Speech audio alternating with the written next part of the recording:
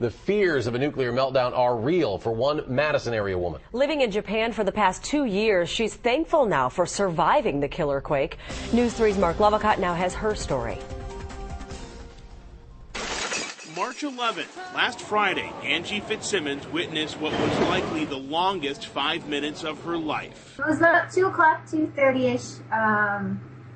I put Micah down for a nap, and things started shaking. Angie is originally from the Madison area, but now lives with her family in Negishi, where her husband is stationed with the U.S. Navy.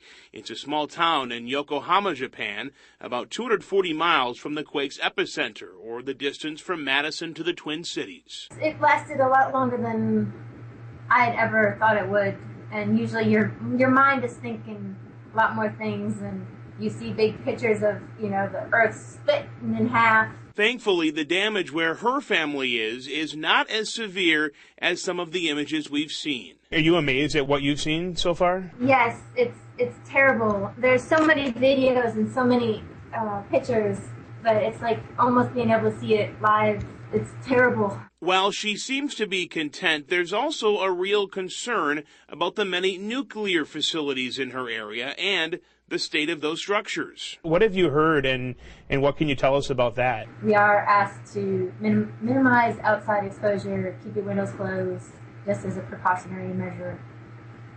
Other than that, we're safe in this area. Angie says the most remarkable thing that's come out of this disaster is her better understanding of the generosity and spirit the Japanese people have for one another.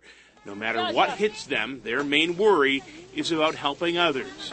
Angie says the best way we can help. Just keep praying for these people. They're doing what they can. And they're hoping the aftershocks will soon stop so recovery efforts can continue uninterrupted. Mark Lovicott, WISC News 3.